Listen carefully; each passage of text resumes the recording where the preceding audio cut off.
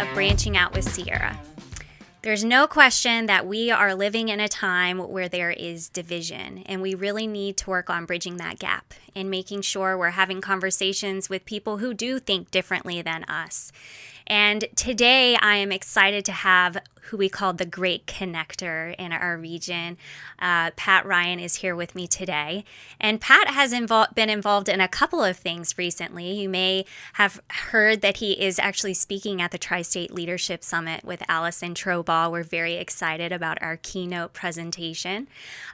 We have been on the air with News Talk 1037 discussing the summit itself on the drive at 5. There's been a lot of talk about the summit, and that's not the only reason I'm having him here today.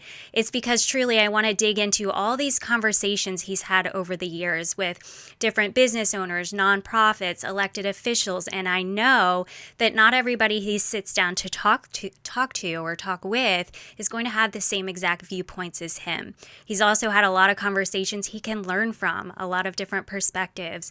So I'm excited to dig in today and see what patterns have emerged for him over the years and how we can learn to be better connectors. Thanks for being here, Pat. It's a little bit of pressure. Is that pressure? That's pressure. I'm used to doing the interviews. So here comes the questions. Oh yeah, welcome to my world. I'm ready. Now you know how I feel when I come to your studio. And I feel that anxiety because it's built into the Irish guilt. So Yes. I'll add it all together. So thanks for having me. Yeah, of course.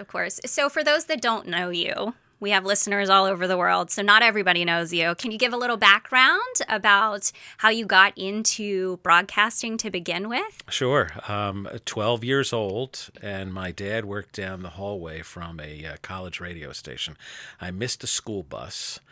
And back in the old days, you didn't have to really worry about, and mom and dad wouldn't come pick you up. You were on your own. We were free-range children.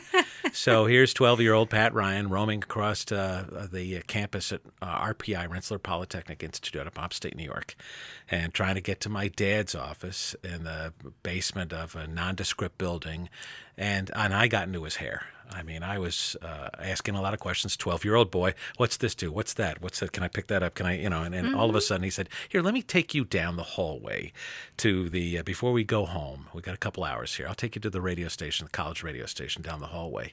And there are a whole bunch of big brothers at that point. So I fell in love with the radio station. They tolerated me and my hyperactivity and never looked back. It's been radio. I've run pop radio stations. I've run sales teams. And there was just a tiny little time in insurance. And it was a family connection that tried to help me get into the insurance category. That didn't work out at all. Wasn't for you. No. So, was it insurance sales? It was adjusting. So they going out on the road. My sister-in-law thought, this would be perfect for you. You can get out on the road. I know how much you like to drive. So the trouble is I'm a little bit colorblind. So when it came to taking one of their tests, I missed out on a couple of the color things and recreating accidents, which is really important. Attention to detail. Yeah. And that, I'm like, you know what? This isn't for me. And I was going to say, I've seen your disc profile. Right, exactly. I'm not going to be your guy. This is no place to wing it. So there you go. Yeah, that makes sense. And you were born with the radio voice. I so appreciate that. It all made sense. Yeah. Awesome. And so I want to get this right. VP, General Manager of Magnum Broadcasting, is that correct? You're on the right path here. Okay, help me. So in Chambersburg, General Manager and Chief Bottle Washer for 1037, which is a news talk, and then we have Tri-State Alert, which is our digital news page, and then for the overall, we have 6 radio stations, 1 TV station in Key West, Florida. Okay. That I don't get to visit enough. I keep waiting for corporate to call me up. That doesn't happen a lot. And then we have a radio station up in Watertown, New York, which is very near Canada. Mm-hmm. So, I mean, the extremes. And the jewel of the Magnum family is our radio station in Chambersburg. But overall, I help with some strategic branding for the radio station. So we have a pop station, we have a news talk station, we've got a handful of other kind of brands out there. So we discuss from time to time, and I'll give them my 2 cents, and we'll see where things go. Awesome. Yeah. So can you give us some examples of the types of guests you've had over the years? What are some memorable ones that have stood out? Last weekend, I introduced the radio station family and the audience to a new golf. It's a simulator golf company. It's in Chambersburg. And so he's he's got 2 kids, then he's added a couple more since he started deciding that I want to get into small business. And the reason I don't ask a lot of people for questions and answers. I don't need bullet points. Bullet points are nice, but don't send me a list of questions because I'm just going to put them over here. Yeah. I'd rather learn alongside with the audience. And the first thing out of his mouth was, well, our company is 24/7. I said, whoa, stop right there. Hold on a second. So you've got a 24/7 golf simulator company. And Interesting. that's what I said. Yeah. I'm familiar with 24/7 fitness places, but this is, you get an entry code. It allows you, he's got the mechanics perfectly down. So here's your entry code. Here's your time span. You want to come in there at 2 o'clock in the morning and swing some clubs, knock yourself out. It's got it all cameraed up, and it's a great story, a little bit of an entrepreneurial bug in the family. So like that one, and we've interviewed waste paper companies. We've interviewed Star Community out that has great participation in connecting some of the more treasured people that are looking for jobs.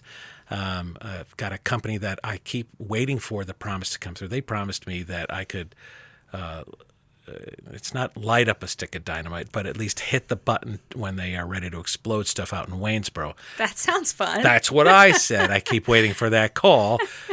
Promises are out there, but everything from the Berg Brewing Company, which is taking over downtown Chambersburg, and a couple of military guys that one is got the business sense and one has got the beer sense, and they're both brothers.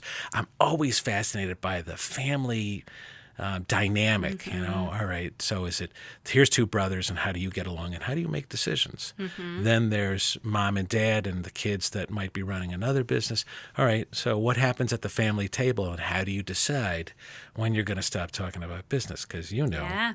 in small business, Live it and breathe it. you're always talking about the small business. So Yeah. and ways in which to connect and bring more business in, or who do you know, or why haven't you asked this person or that person for something, and how are you helping? Yeah. So why do people call you the great connector? That's, and I got a good example for that. Okay. I love connecting other businesses and seeing them do work together, whether it is a cash money deal, or I know this person and you should call them. I think we all have that, where we want to be the expert. We want to be that person that makes it easier for someone else. Yeah. Or I know someone, you should know them. We want to be that person. I take that to a whole nother level. So years ago, I had a couple of radio hosts. Candy and Potter were their names, and Candy and Potter had a level of show that they didn't want it too commercialized. They understood the business. It was a morning radio show. Wicked talented, but there were limits as to salesperson has got to know his or her limits. So in learning about them, I knew that they liked a charity component. I knew that they liked real creativity, and they wanted to show when they were out on location. So I want to say we went to a live broadcast of a new tanning salon opening up. Okay.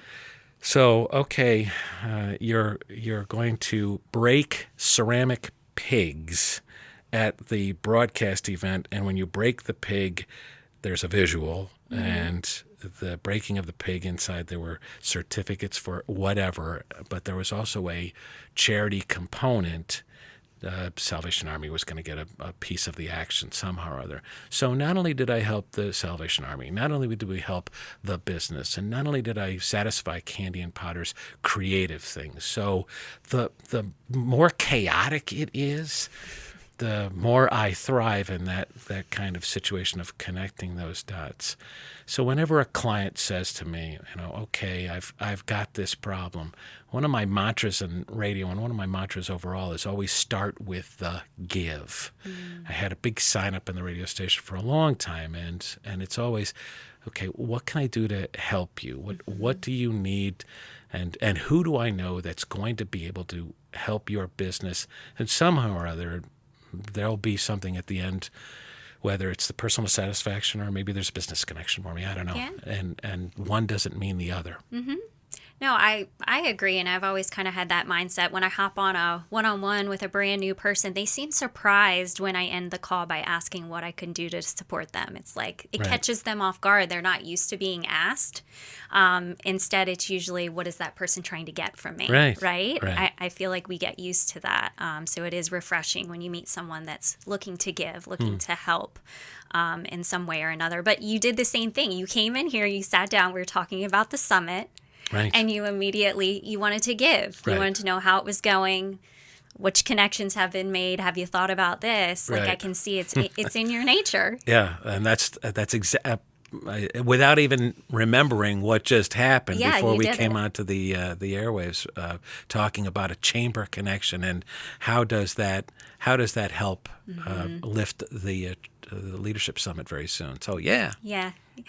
Okay, so thinking about all these interviews over the years, I'm wondering what you've observed, what patterns you've observed when it comes to people, leadership in the community.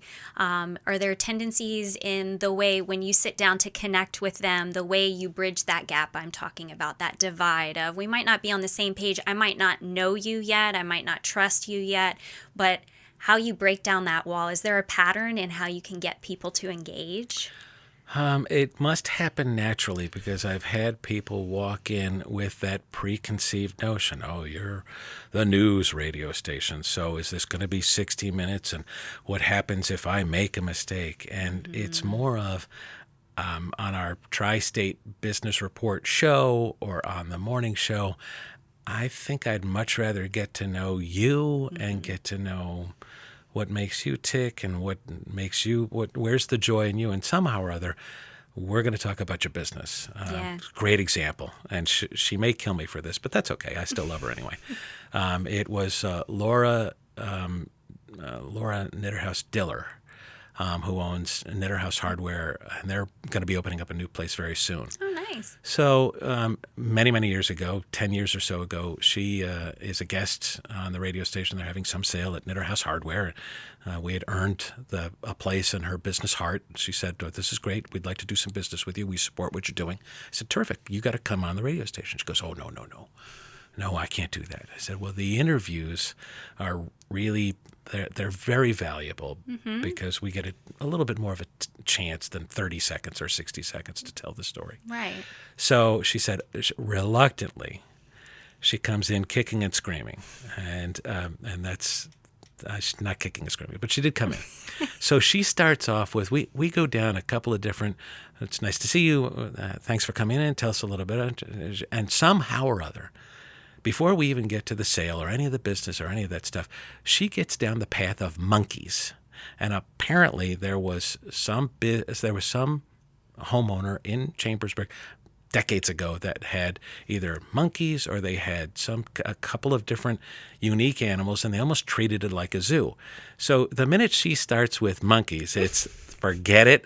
The whole thing is put the brakes on. We've got to learn more about the monkeys, and she'll never forgive me because soon after, and she just became a genuine, fun, real person, and everything went down. She was mortified about the whole monkey story, but I mean, we constantly talk about it.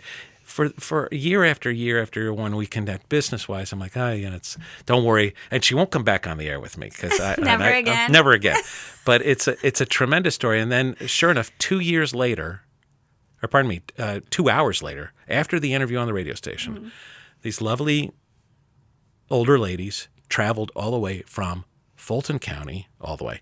But for them, Fulton County, so if they travel over from McConnellsburg, they get on the car, they drive all the way over Route 30, and they search out Knitter House Hardware because they had to meet and had to see the person and the business. So it's those kind of genuine stories that, hey, let's just have a conversation. And somewhere in there, we're going to talk about your business. I mean, Zach, who owns this golf place, even before we started getting down to the nuts and bolts of here's how it works, here's the tracker system, here's our 3 bays, here's how it works for the customer, it was more of, you got 4 kids, and the reason you wanted to open this business was, how am I going to have more golf time and keep my family intact and not have my wife kill me? And all of a sudden, it turns into this wonderful thing that she's supportive of, and his game is still on. Yeah, that's awesome. Yeah. It's telling someone's story. Yeah. I find that for a lot of people, they're not actively engaged and listening. They're just thinking about what they want to say next in a conversation. I notice as you're talking about this, you would have to be such a good listener to kind of pull out those key details in an interview to say, ooh, I want to go down the monkey path, right? Right. I'm going to go down, let's go down that one. Yeah. Or I heard you say this. It might not be what you originally sat down for, but to kind of pinpoint what direction to go in, you have to be such a good listener. Right. I'm wondering, because you're not usually in that chair, that seat. It's true.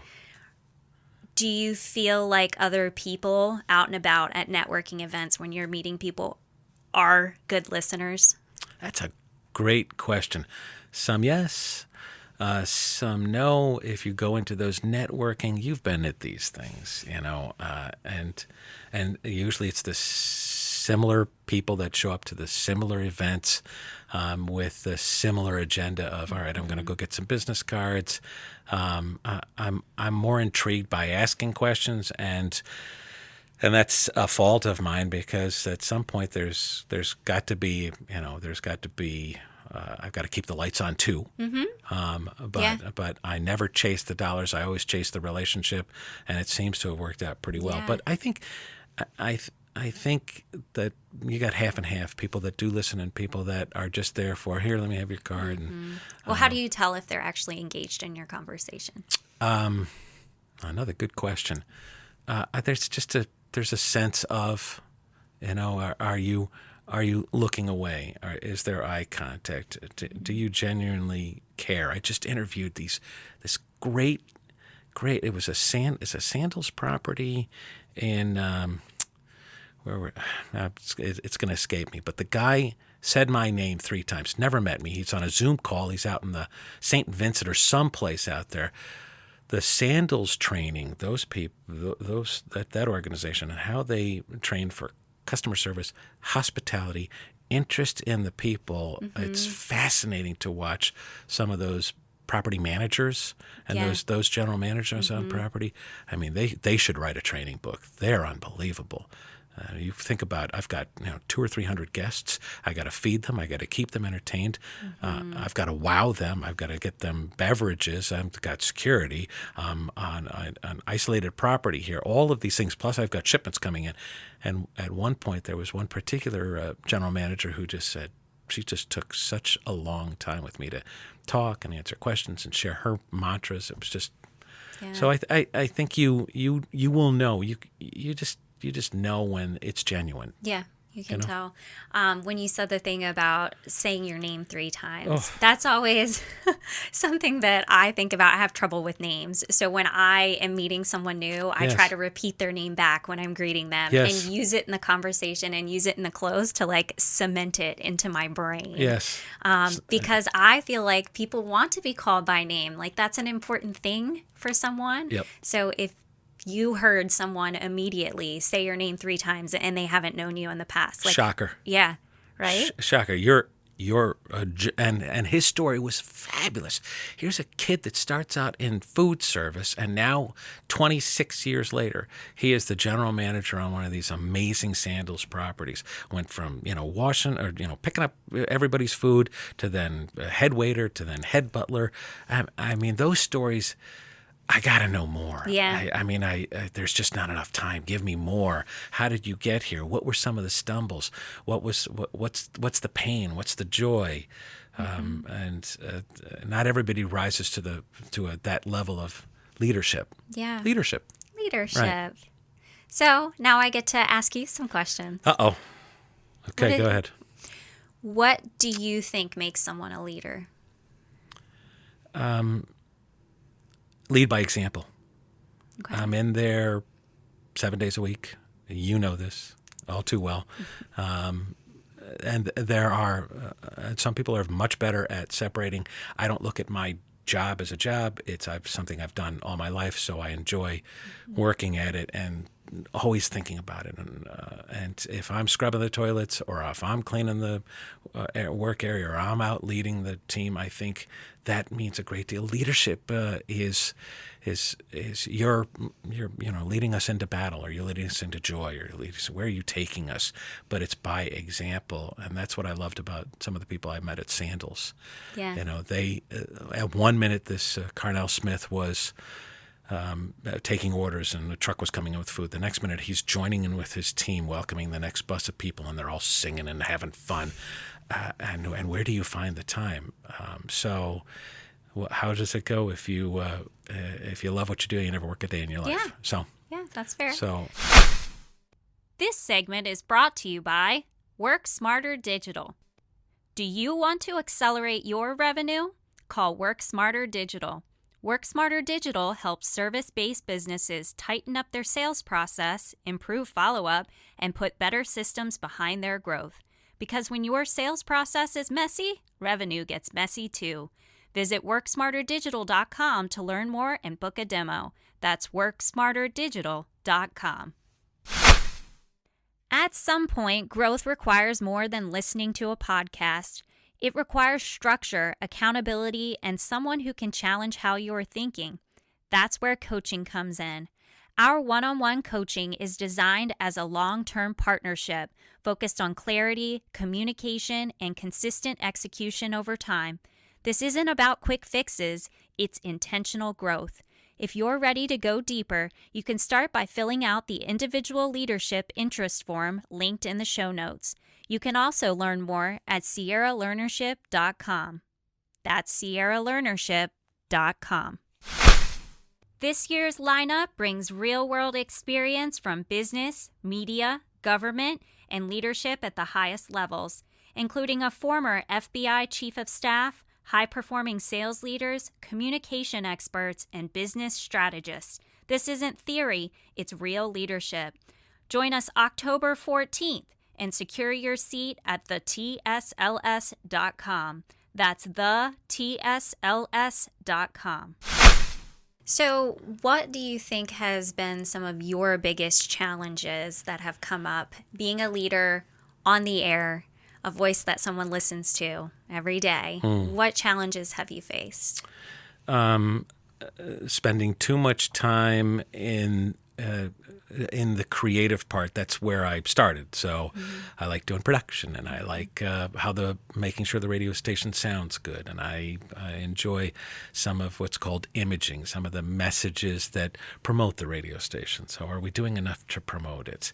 And if I spend too much time on that and not enough time on there are calls to be made to salespeople and to vendors and to businesses, and sometimes I get distracted by, in a good way. It's what I love to do. Both sides of it. I love the sale, and I love being that problem solver, and I feel tremendously guilty if things don't work out, if the phone's not ringing or something's not happening with this campaign. And luckily, the News Talk audience is very proactive. If I say, listen, we are doing business with the McConnellsburg Volunteer Fire Company, they need a little bit of help. They're the people that are going to make that, look at the website or make that call. Our audience is, they are big believers in what we do, and they support the businesses that are on the radio station. So I'm blessed with that. A lot of times if you get caught in 10 commercials, that ninth commercial, I don't know if that's necessarily very good for that business owner. So, and I would have a hard time sleeping at night not knowing that the campaign wasn't effective. Yeah, that makes sense. Well, I'm so glad you have great listeners. Thinking about the news side of things, Yeah. when you are someone that's reporting the news, we know that you can go to two different stations and hear two very different things. Oh, sure. Yeah. So what is your approach when it comes to learning about what's going on in the world around you and knowing what truths to report? So our show, the morning show, is an opinion show. So we can mouth off about one way or the other. Yeah. And I use that term delicately. Sometimes we go a little bit off the rails. Sometimes it's a little bit hyperbole. Yeah. But when it comes to the actual news, letting the newsmaker tell their story, you can hear it in their voice. You can hear the tone. You can hear, and then asking the questions and letting the person. Then they don't have to necessarily be leading questions. Sometimes, okay, they are leading questions. Yeah. And how will that person answer the question? John Joyce was a great example, Congressman Joyce, a couple of weeks ago. We asked him about Stacey Garrity, and the leading question was, boy, I hope that the President of the United States and John Joyce and Congressman Perry will certainly, it seems like there's not that kind of political momentum behind Stacey Garrity, and the question was thrown up, and it was kind of, well, thanks for that question, and off he went. So you can make your own decision, but between the mayor of Hagerstown, Congressman Joyce, we've had Senator McCormick on, so you can make the decision. Here are the questions that we asked. So I think that helps in as long as it doesn't reek of bias, which I think between Michelle and Clint Barkdahl and myself, we figure out a good, happy medium in there. Yeah. Okay. That makes sense. So do you feel like there's been any specific interview that sticks out in your mind as one where you started the interview with one perspective, but after hearing someone else's perspective, you kind of shifted your opinion, your thoughts around it? Oh, sure. Yeah, that's the beauty of learning as you go along. Senator Fetterman was one of those. I mean, you can see the evolution in this senator. We have interviewed him twice, and there have been nuggets of people can make up their mind about John Fetterman, and you may disagree with one or two things here, but you've got to give the senator the credit of here's where I stand. You may not like it, and he's made a couple of different things that have upset his party, but have made the other side of the aisle very interested and intrigued by him. So Fetterman's a very interesting character that has changed minds. His own party's jumping ship on him, and it's a fascinating dynamic. So there are plenty of them out there. Yeah, Okay. He's a good example. So what I'm curious about is, as you think about how to kind of bridge this divide happening in our world right now, you're coming in talking about business as well. And for example, I do not outwardly speak about my views. Never have. I don't think anybody knows Right. which side of the aisle I sit on. Because I don't feel that it should determine if someone does business with me or not. Right. You know what I'm saying? Oh, yeah. Like the moment I say it, I might lose half of my clientele. Sure. And I don't even want to deal with that nonsense. Like it shouldn't matter what I believe. I don't care what you believe. It's Right. fine. But how do you navigate that? Any recommendations on how to kind of separate the viewpoint from someone you just want to do business with because you care about their story or their journey? Listening Yeah. is always it's an easy way, and trying to put yourself in their shoes. I think I've gotten better at that. I'm not perfect at that by any means, but in the last decade of listening to people and watching how they make their struggle, and they're genuinely passionate about what they're up to. I mean, you're right. We may go on two different paths, but at the very least, if I can listen to you and hear you out, and if there's something in there that, all right, I never thought of it that way, I think that's really important. I think I've learned that even more so over the last couple of years. Again, I'm not perfect. I'm a work in progress. I don't think I'm anywhere near to the perfection point, but I tend to listen a lot more than I used to. So I have to couch that with, because people will make up their mind about me no matter what. Yeah. Oh, there's that, and there's you got to know there's a little bit of bloviating and a little bit of theater when it comes to if I'm mouthing off about Josh Shapiro or something along those lines. There's certainly there's an opinion, and there's research that I base my opinion on. But I'll always listen to someone that goes, well, I'm for Shapiro. Okay, well, tell me why. So at the very least, just listen, I think. I love that. That seems like such Maybe. a simple strategy. Yeah. And the other piece of that is that I heard you say is empathy, really, being able to see from a different perspective. You didn't live their experiences. You don't understand what brought them to where they are today, but they're so passionate in the other direction. What is it that created that for them, right? That's their reality. Right. Here's our reality. How did they get there? It's just as easy as how you got where you are, right? So I find that, in the leadership training and stuff that I do, empathy is a real struggle for a lot of people. And not to call out my men, but honestly, a lot of times the males admit, like, I have trouble empathizing for these kids coming into the workforce and they're not as motivated. And I have always had this drive and I don't understand. You know what I mean? Yes. Like, that is a very common complaint from my men that are doing leadership training. Teach me to be empathetic because I cannot see it from someone else's perspective. Yeah, that's a difficult one. And tell me more about that, and how do you navigate that? Because as I think of 18-year-old Pat Ryan, and I had my manager at a restaurant, and I'm scrubbing dishes, and I go to him and I say, hey, there's not enough room in the dumpster anymore for anything else. He goes, oh, yeah, there is room for dumpster. There's plenty of room in that dumpster. And he takes me out to the dumpster, and he hoists me up into the dumpster, and he starts press. There's no way in what. There's no way some 18-year-old, I'm sorry, most 18-year-olds aren't going to get thrown into a dumpster and push it down. So so how do you explain to that man? I'm sorry, girls have this problem too, but my men vocalize it more. Okay, very good. Right. Maybe they're just willing to admit it. I will give you an example. Please. So last week I was teaching in Missouri and Texas, both locations. We were working on what I call the multi-gen advantage. So looking at generational differences. And what we did is we divided out into the 5 generations in the workforce. And we went through exercises that really talked about defining life events. What was your family dynamic growing up? What was going on in the age of technology? Any social movements, and so on. So each group kind of reported out from their perspective. Here's the life I lived in my formative years, ages 10 to 25. This is what life was like. And boy, does that blow people's minds, because there were folks that suddenly understood that these Gen Z kids, we'll call them, well, they have lived in an environment where the technology has been there since day one. Right. That's how they communicated.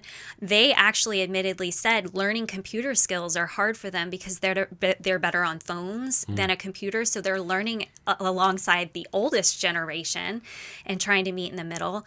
And they haven't received a lot of feedback because basically their family had the perspective of, I want to give my kid a better life than I had. I had a rough life. I want to give them a better life. So they come in, they protect them, right?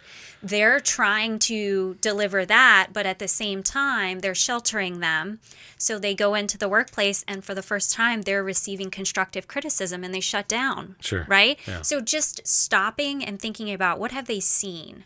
What have they heard going on around them? What have they thought? What are they experiencing? How was my experience different, and what do we both bring to the table? So that's what we do to kind of bridge the gap, is get to know that and talk about how those experiences impact our life today and our work style. And so that seems to work pretty well. We also do something called empathy mapping, where if you think of all your senses, right? If you were me, okay, and you had to think about what it might be like to be me planning a Tri-State Leadership Summit. What are the things that I'm seeing in my leadership conversations? What are the things that I'm hearing when I meet with, the owners of businesses in our region? What is Sierra, seeing, thinking, feeling what are her goals, what are her fears and anxieties that would cause her to start a tri-state leadership summit. You see what I'm saying? Yeah. So you're trying to step into that person's shoes. And I feel like we have had some people who really struggled, really upset, angry at a leader in their organization when they sat down and they thought about, oh, it was the board of directors was the voice in the head. This, you know what I mean? This is what must have happened because we presume positive intentions and we don't think anyone went into this wanting to hurt somebody. So those are some of the conversations I have. Does that answer your question? Yeah, and not going into it wanting to hurt someone. It's, I have something I want to achieve. Maybe I'm not the greatest at communicating it, and I'm not walking in your feet here. All I'm trying to do is get to the finish line for the day. And if I've got to, handhold, well, what are the things that will make it easier for you and motivate you to do that instead of jumping up and down in a dumpster? Yeah. So Fair. Though that could be effective. I don't know. It was one of those life's lessons. There's always room in the dumpster. Yeah. Okay. Yeah, there you go. I see it stuck with you. Yikes. Thanks for asking that question. I'm glad that you did because it is very common for us to kind of struggle with seeing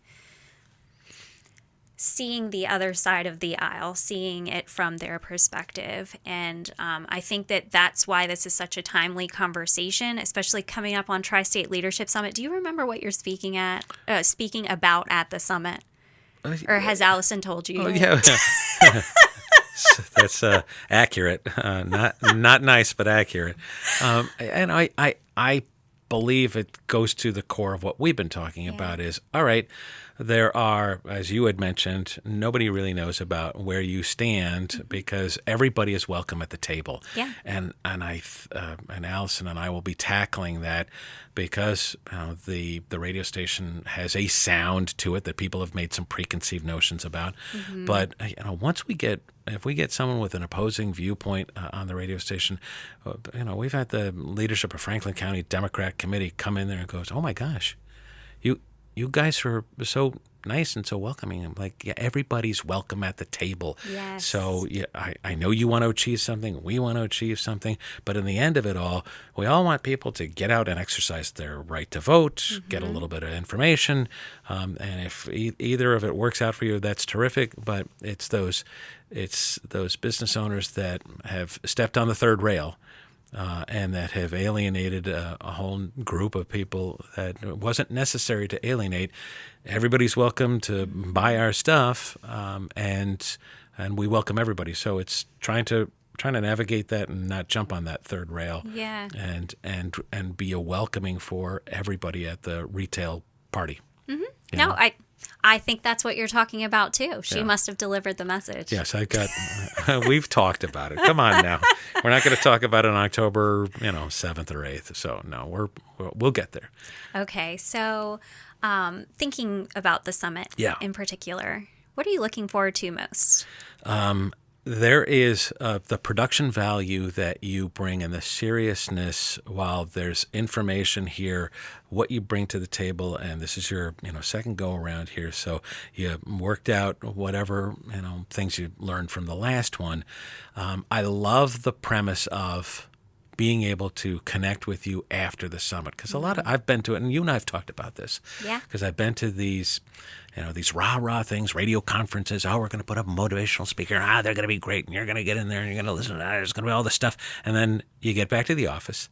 There's fires burning all over the place. And you forget everything or you don't put into use the things that you have learned. And I can clearly remember there was a guy and back in the 80s who handed out a little box. And if I found it one of these days, you got a box and inside there were, little tiny cards of things that you could use in your everyday management. And I thought, this is a great idea. I couldn't lay my hand on the box, but I love how you continue the relationship far after. There's takeaways and there's ways to put this into motion. It's not just here's the rah-rah, here's your goodie bag, here's a little bit of lunch, here's some networking, see you later. Yeah. There are things that you are going to be able to take away and use and connect with and network. So the legs on the summit are very important to me. Yeah. So thank you for that. Of course. I'm most excited about that too, honestly. I feel like the summit itself is almost to kick off what happens after the fact. You know what I'm saying? Right. It's like there's the day of excitement and engagement and all of that, but Yes. that's really just kicking off a year's worth of learning. But it's really cool because the speakers like yourself that are speaking the day of the summit are going to be doing sessions after the fact, but also Robert Fulcher is going to be doing monthly AI sessions Ooh, okay. the entire year. Right. And I am doing goal setting accountability stuff the entire year so we can hop on a call and say, what did you commit to last month? What did you achieve? What obstacles came up? Let's unpack that. Identify our next steps and move on. There's so much built in. So I'm really happy about that, which I feel like connects to what you're saying. So for people that aren't convinced that they can afford to take a day away from work, Right. why should they? You're in October and you still have, you're right, you still have some time to close up. It's like getting that free. Here's the end of your membership to the golf course. They do this up at Waynesboro Country Club. You join now, you get the rest of the year, and there's plenty of golf and there's plenty of business. You think about where you are in October, then there's a long line to get to November, and people still. If I've got in December, I've got to spend this money, or the accountants come to me and said, hey, you've got to do something with this to make it a tax benefit. So. Not only are you investing in yourself, but bring your staff along here. Yeah. I think investing in your staff, how does that translate for them? And how does that make them feel? They feel valued. They feel empowered. It's like a chamber membership. One person, one business joins, and everybody's part of that chamber. So I like how you also position it for, how am I going to get the momentum in January? Yeah. Everybody's coming off of Christmas and Thanksgiving and all the holidays. And then, it's New Year's Eve and New Year's Day, and that first week is shot. You think about the things that business owners are facing. They want that momentum. They want that fire in their belly from day one. All right, you can get the New Year's thing and New Year's Eve and New Year's Day out of your system, but January 2nd, it's go time. So, and does this help make that plan so that you're off to the races, right? As soon as it's not everybody just kind of easing into the month and easing into the year. There's not that time to do that. So, but without being, my hair's on fire, but a little sense of urgency. Yeah. I think that's what the summit is going to do a very good job at. Okay, I think that's fair. I think you bring up a good point. I think adults need serious accountability, just like kids. I'm not going to lie. I feel like I've met so many people who have the best of intentions, set goals for themselves, and you ask them 3 months later, what have they done with their goals? They haven't laid eyes on it. They got distracted, right? There's plenty of other stuff going on. So you can have great intentions and never follow up and never do anything. So I feel like having some sort of accountability, whether it's a friend or a colleague, or a family member, someone to say, what's important to you? What is your takeaway from this event? You're taking a day away from work. We want to make sure that it's like a time multiplier, right? That day away is really going to propel you much further. Yes. And the way we do that is we provide accountability. Love it. So, well, I am very excited to hear what you and Allison have to say. I hear it is going to be engaging. Yeah, I'll put it that way. She is very creative. She is. We're going to have some fun. And there's actors. I think there's I think there's a fireworks. There's a band. Well, I don't know about the fireworks, and I'm not certain that the band is off the table here. But yeah, we're going to have some fun. We will. Yeah. We will. Well, thank you for being a part of this. I always like to kind of close up our conversation by challenging our listeners to do something. So when it comes to bridging the divide in our world, in our country right now, and building really strong relationships, what do you want to challenge them to do? Seek out the person that you disagree. I've heard, I just was using this the other day. It was great. Keep your friends close and your enemies closer. Yeah. So, and it's not about enemies. I'll pick another word, but who's a non-believer, or who can, and that goes back to that start with the give. How can you bring someone in and without going too far out of your way? You're not going to convince everybody, but is there something that that client or that that frenemy or someone that you just haven't been able to connect with? Is there something that is that connector? So let's see if we can find that and get them closer to you somehow or other. Yeah, I love Candy that. always works. Olympia Candy Store. I got a candy store next door to me, so bring some candy. And who's going to say no to candy? Here's a box of candy. Can we talk? It's true. No.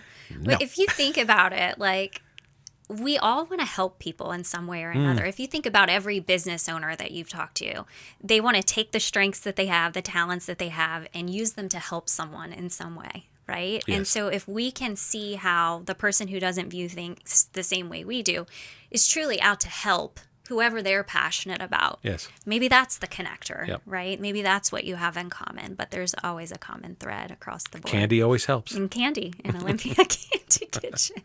Love it. Okay, so where do people find you? You can go to newstalk1037fm.com. You can go to tristatealert.com. I'm on LinkedIn. I don't spend an enormous amount of time there, but find an email to me. We'll find each other somehow or other.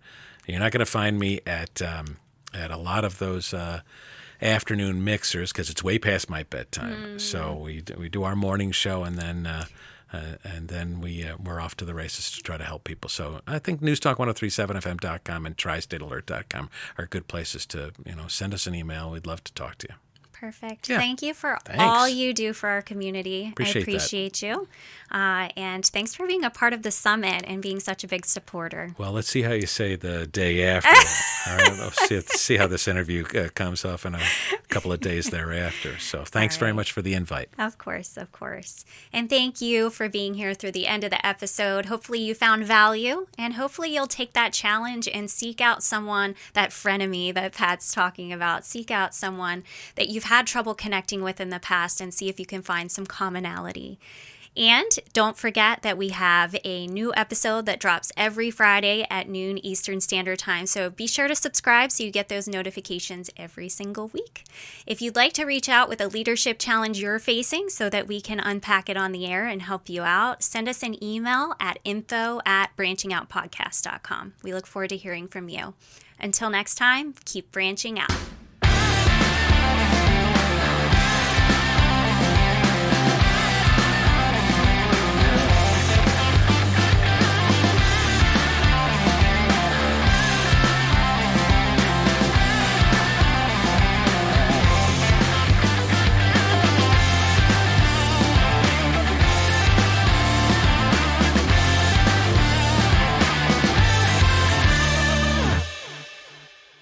Before we wrap up today's episode, I want to take a moment to say thank you. Thank you for choosing to spend your time here. I don't take that lightly, and I'm really grateful you're a part of this community. If something from today's conversation resonated with you, I want to encourage you to do a couple of things. First, take one small step. Not everything, just one. Growth doesn't come from hearing more, it comes from applying what you already know. And second, share this episode with someone who could benefit from it. These conversations are meant to spark growth, and you never know who might need to hear exactly what you just heard. If you haven't already, be sure to follow or subscribe to Branching Out with Sierra so you don't miss future episodes. And if you believe in this mission, helping people apply leadership skills to everyday life, and you're interested in sponsoring the podcast, I'd love to connect. You can find more information in the show notes or reach out directly. Quick note before we close, this podcast is intended for educational and entertainment purposes only. While we share insights and experiences to support your growth, it's always important to apply what fits your situation and seek professional guidance when needed. And finally, I want you to hear this, no matter where you are in your journey, whether you are leading a team, growing a business, navigating change, or just trying to show up better each day, you are exactly where you need to be to take your next step. And you have the ability to positively influence others in every interaction you have. I'm rooting for you, I believe in your growth, and I'm here to support you along the way. Thanks for being here.